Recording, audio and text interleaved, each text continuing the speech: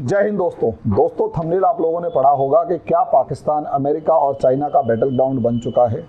जी हाँ, ये मुझे अब नज़र आना शुरू हो चुका है कि जिस तरीके से श्रीलंका जो है वो चाइना के चंगुल में फंसकर बर्बाद हुआ और चाइना ने जिस तरीके से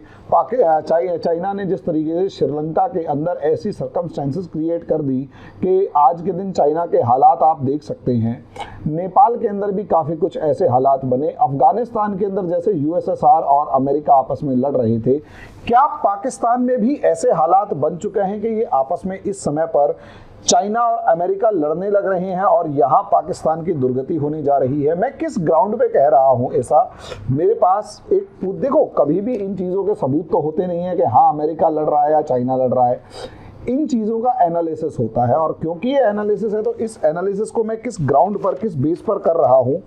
उसके बारे में चर्चा करने जा रहा हूं। लेकिन उससे पहले छोटी सी एक रिक्वेस्ट कि अगर आप लोगों को मेरे वीडियोस पसंद आते हैं तो मेरे चैनल को लाइक करें, सब्सक्राइब करें, शेयर करें, बेल आइकन जरूर दबाएं ताकि मेरी ये वीडियोस जल्दी से जल्दी आप लोगों तक पहुंच सकें। दूसरा दोस्तों, अगर आप IAS PCS की तैयारी करने जा रहे हैं तो आपकी तैयारी के लिए NCERT के बेसिक कंसेप्ट्स किसी भी एंट्रेंस एग्जाम के लिए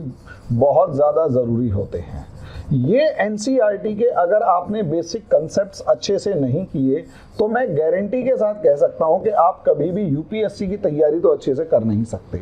इसीलिए, और केवल UPSC ही नहीं, अगर आप CUET की तैयारी करने जा रहे हैं या क्या नाम है किसी भी जो गवर्नमेंट जॉब की तैयारी करने जा रहे हैं, स्टेट PCS की तैयारी करने जा रहे हैं, तो आपको ये GS की NCERT बहुत ज़्यादा, मतलब NCERT के बेसिक कंसेप्ट्स बहुत ज़्यादा इंपॉर्टेंट हैं।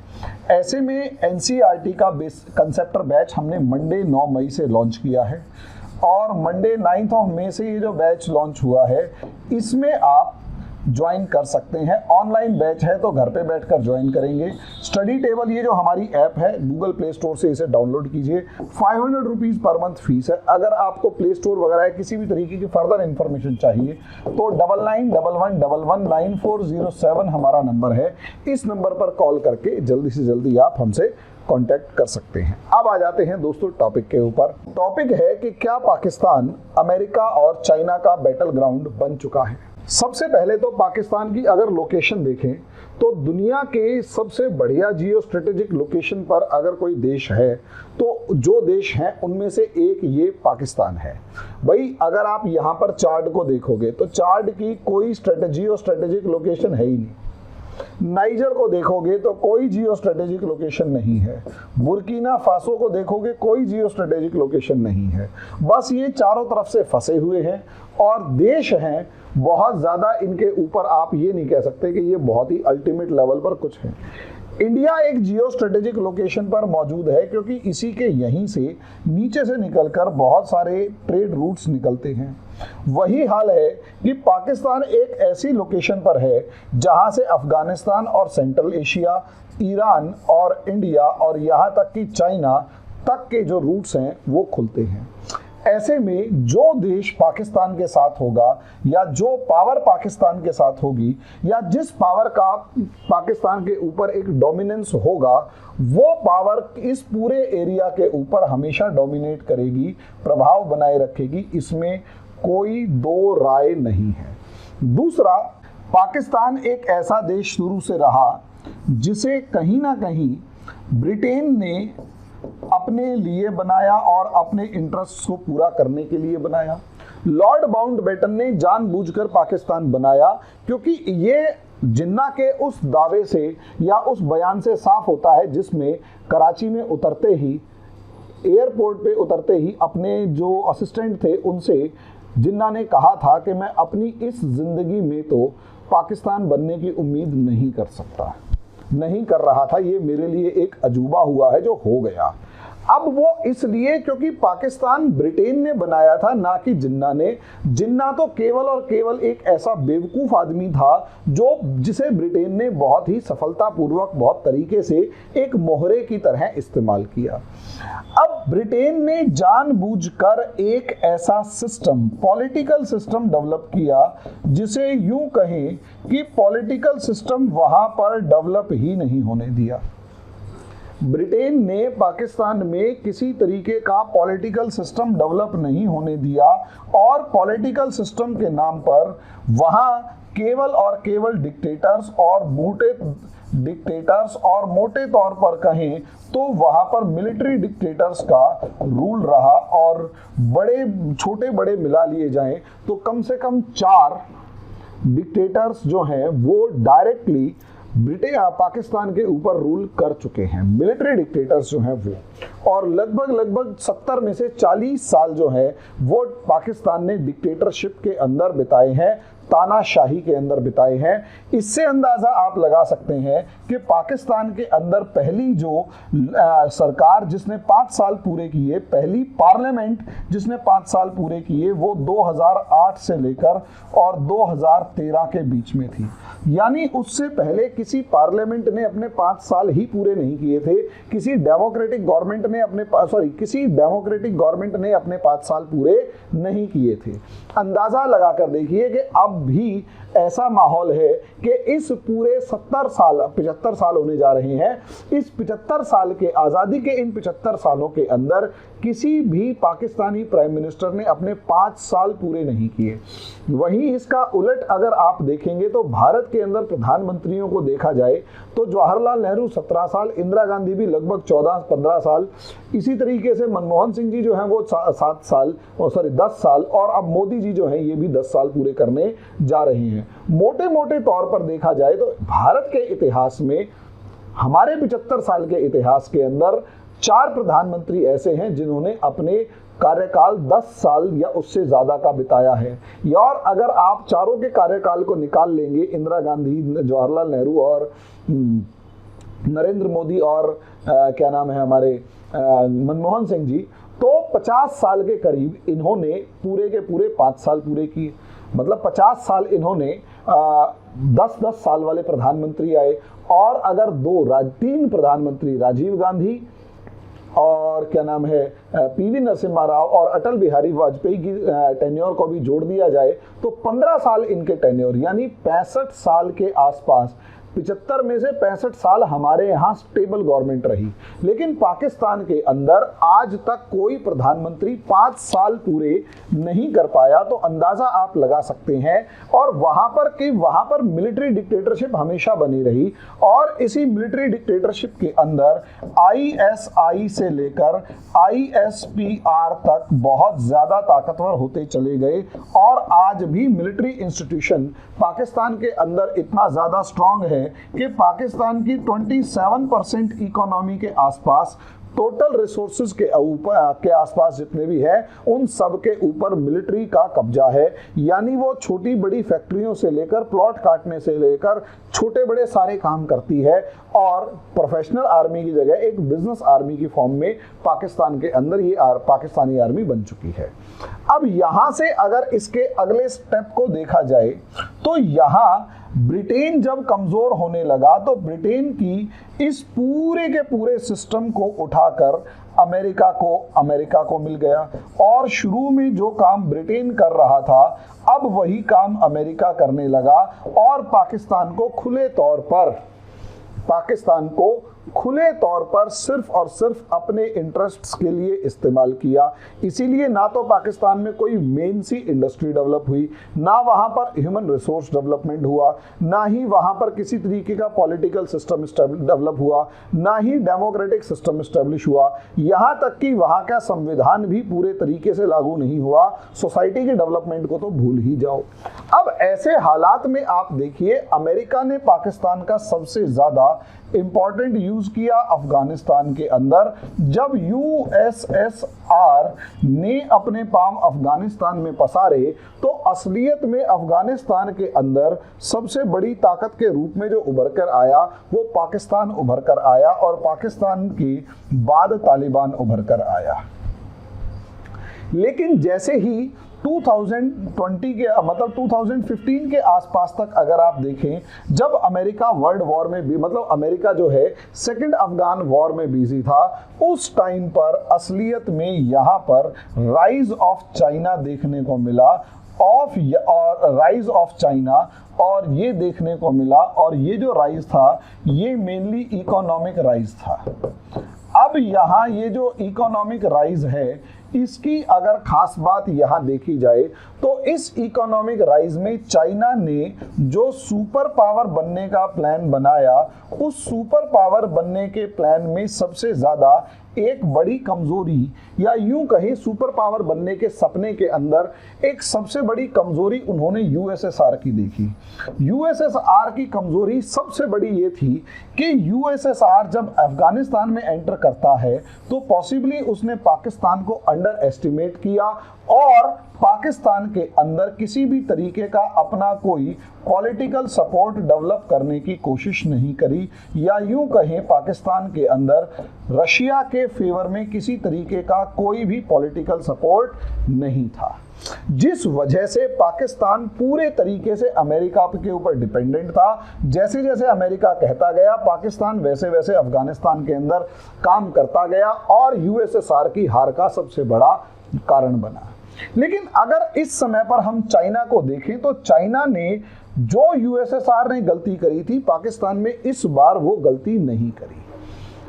चाइना ने पाकिस्तान के अंदर अब यूएसएसआर से लड़ने के लिए सबसे इंपॉर्टेंट काम ये किया कि यूएसएसआर ने जो गलती करी वो गलती इस समय चाइना नहीं कर रहा, और सबसे मेन काम ये किया कि जब अमेरिका पाकिस्तान का इस्तेमाल कर रहा था, जब अमेरिका पाकिस्तान का इस्तेमाल कर रहा था अफगानिस्तान के अंदर, चाइना ने बहुत इंपॉर्टेंट रोल प्ले किया और पाकिस्तान के अंदर इन्वेस्टमेंट करना शुरू किया। अब ये जो इन्वेस्टमेंट थी ये अप्रॉक्सीमेट 65 बिलियन डॉलर, हालांकि ऑफिशियली कितना डॉलर है किसी को नहीं पता, लेकिन इतनी इन्वेस्टमेंट की बात करी CPEC के नाम पर।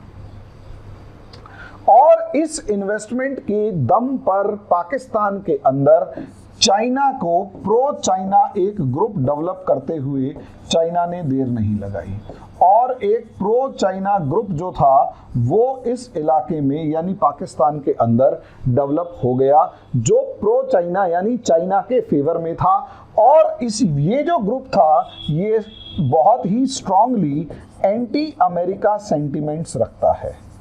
अब यहाँ पर यही चीज सबसे ज्यादा इंपॉर्टेंट देखने को मिलती है कि असलियत में सोचकर देखिए, यानी एक ग्रुप ऐसा है जो इस टाइम पर प्रो अमेरिका है, और वो अमेरिका और अमेरिका के फ्रेंड्स की मदद से,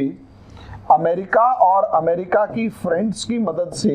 वो अपने देश को ग्रो करना चाहता है। वहीं एक ग्रुप ऐसा है जो कि एंटी पाकिस्तान, वो प्रो चाइना है, और वो एंटी अमेरिकन सेंटिमेंट्स उसके अंदर भरे पड़े हैं। नतीजा उसका ये है कि अगर मैं इसे आपको इस पूरे फ्लो चार्ट को मैं बोर्ड पर बनाकर दिखाऊं तो यहां पर पाकिस्तान है। इस पाकिस्तान को अगर आप मोटे तौर पर उठाकर देखें तो पहले यहाँ एक ही ग्रुप होता था, और वो जो पहले यानी अर्लियर अगर आप देखेंगे तो वहां पर सिर्फ और सिर्फ अमेरिकन डिपेंडेंट ग्रुप्स होते थे, अमेरिकन डिपेंडेंट ग्रुप्स होते थे, यानी सारे के सारे ग्रुप्स जो हैं वो अमेरिका को ही, अमेरिका बहादुर को खुश करने की पूरी कोशिश करते रहते थे, और वो कभी भी एंटी अमेरिका जाने की सोच भी नहीं सकते थे, या अमेरिका के अगेंस्ट खुलकर बोलने की नहीं सोच सकते थे। सिर्फ एक बार जुल्फिकार अली भुट्टो ने ऐसा करने की कोशिश करी और उनको फांसी दे दी गई, और वो फांसी इसलिए क्योंकि उन्होंने anti China, anti America sentiments को भड़काकर यूएसएसआर के फेवर में या उनके पक्ष में जाने की तैयारी कर ली थी। लेकिन यहीं अगर आप आज के दिन के पाकिस्तान को देखेंगे, यानी टुडेज पाकिस्तान, आज के दिन अगर आप पाकिस्तान देखते हैं तो यहाँ खुले तौर पर आपको दो सेंटिमेंट्स नजर आएंगे। यहाँ पर खुले तौर पर एक तरफ वो ग्रुप है जो प्रो अमेरिका है और वो अमेरिका को ही अपना दोस्त मानता है, और दूसरी तरफ वो ग्रुप है जो प्रो चाइना है, और चाइना को ही अपना दोस्त, अपना गुरु, अपना सब कुछ मानता है। प्रो अमेरिका ग्रुप को शरीफ फैमिली और भुट्टो फैमिली जो हैं वो सपोर्ट कर रही हैं। शरीफ और भुट्टो ये दोनों के दोनों जो हैं वो इस टाइम पर सपोर्ट कर रहे हैं। और प्रो चाइना ग्रुप को देखेंगे तो इमरान खान जो है वो इस ग्रुप को सपोर्ट कर रहा है। अच्छा, मजे की बात ये है कि जो पॉलिटिकल पार्टीज हैं वो दो पार्ट्स में डिवाइड हो चुकी हैं। श्रीलंका में भी ऐसा ही है कि एक पार्ट जो राजापक्सा था वो तो प्रो चाइना था, और बाकी विक्रम सिंघे और मैत्रीपाला सिरिसेना वगैरह को देखेंगे तो वो प्रो इंडिया दिखाई देते थे। नेपाल में भी अगर आप देखोगे तो प्रो चाइना और प्रो इंडिया ग्रुप्स डिवाइडेड हैं। बांग्लादेश में भी देखोगे तो प्रो चाइना ग्रुप कौन सा है, खालिदा जिया, प्रो इंडिया ग्रुप जो है शेख हसीना। ऐसे ही मालदीव्स में भी देखोगे और बाकी जितने भी देश हैं उन सबके अंदर जहां जहां पर आप देख पा रही हैं वहां आज के दिन श्रीलंका में समस्या इसलिए क्योंकि पूरा श्रीलंका दो ओपिनियंस में डिवाइड हो गया था और प्रो चाइना ग्रुप जो उस वहां पर था महिंद्रा राजपक्सा वो ताकतवर हो गया। यहां पर अब यही स्ट्रेटेजी चाइना जब पाकिस्तान में अपनाने लगा तो अमेरिका ने अपने ग्रुप्स को एक्टिवेट किया। अब मजे की बात यह है कि जो प्रो अमेरिका ग्रुप्स हैं उनके अंदर एंटी चाइना जो सेंटीमेंट है वो कूट कूट कर भरा हुआ है या काफी हद तक भरा हुआ है। वहीं अगर इमरान खान को देखेंगे तो इमरान खान जिस तरीके से एंटी अमेरिका सेंटीमेंट्स को बढ़ावा दिए जा रहा है और पाकिस्तान के जो गवर्नमेंट है अब उनके ऊपर लगातार आरोप लगा रहा है कि भाई ये जो देश हैं ये असलियत में अमेरिका के पिट्ठू हैं, अमेरिका के गुलाम हैं।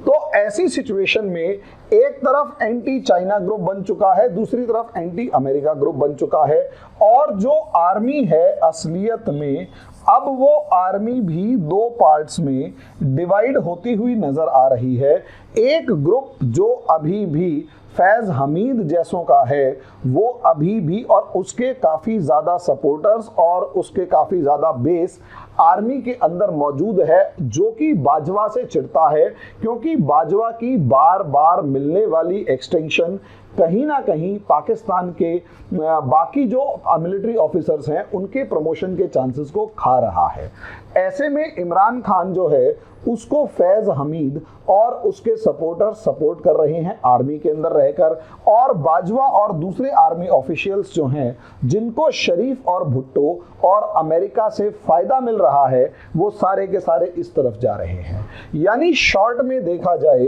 तो पूरा पाकिस्तान जो है वो दो पावर्स में, दो ग्रुप्स में बंट चुका है। एक ग्रुप को अमेरिका लीड कर रहा है मतलब बिहाइंड द कर्टन, और दूसरी तरफ जो है चाइना है वो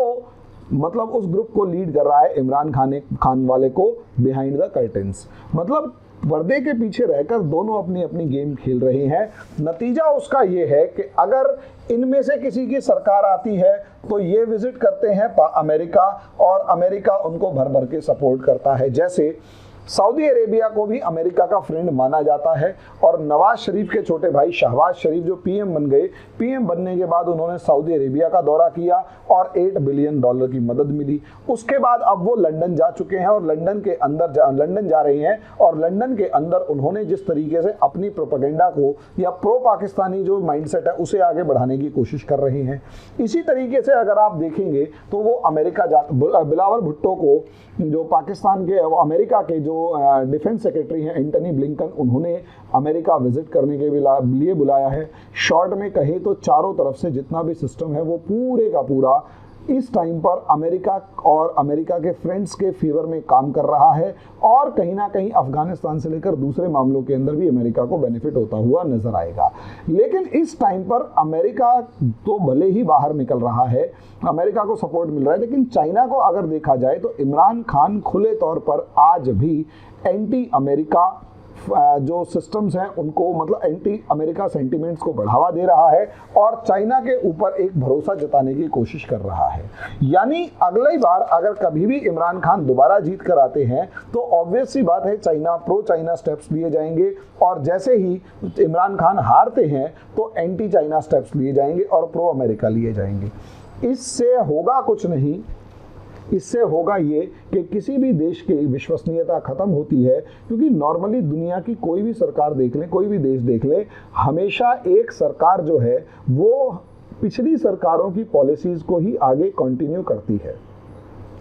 लेकिन यहां अगर देखा जाए तो सरकार पिछली सरकारों की पॉलिसीज को कंटिन्यू नहीं कर रही होगी, बल्कि क्या होगा, हमेशा इन्वेस्टर्स से लेकर काम करने वालों से लेकर हर किसी को डर बना रहेगा कि अगर चाइना वाले सपोर्टर गवर्नमेंट आ गई तो अमेरिकन कंपनीज बाहर जाएंगे, और अगर अमेरिकन सपोर्टर गवर्नमेंट आ गई तो चाइनीज कंपनीज बाहर जाएंगी। यानी कि दोनों के दोनों ग्रुप्स अब जो होंगे, कंपनियों से लेकर इन्वेस्टर्स से लेकर सभी, तो वो अब घबराए रहेंगे और देश का बंटाधार यहां से और ज्यादा तेजी के साथ होना शुरू हो जाएगा, क्योंकि अब पाकिस्तान दो नावों में पैर रखेगा और चाइना पूरी ताकत से कोशिश करेगा कि कैसे भी करके पाकिस्तान के अंदर अपनी पैठ बनाए रखे। वहीं अमेरिका पूरी ताकत लगा के कोशिश करेगा कि कैसे भी करके चाइना यहां से दौड़ जाए।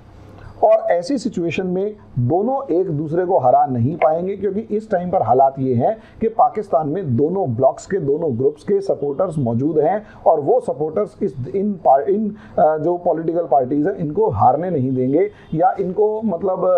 बाहर नहीं होने देंगे कंपटीशन से। और जब तक ये पॉलिटिकल पार्टीज बाहर नहीं होंगे, अमेरिका और चाइना के इंटरेस्ट आपस में भिड़ते रहेंगे, ये लोग लड़ते रहेंगे और सिर्फ देश को बर्बाद करते रहेंगे। और इसीलिए मैंने कहा कि पाकिस्तान जो है आज के दिन अमेरिका और चाइना का एक बैटल ग्राउंड बन चुका है।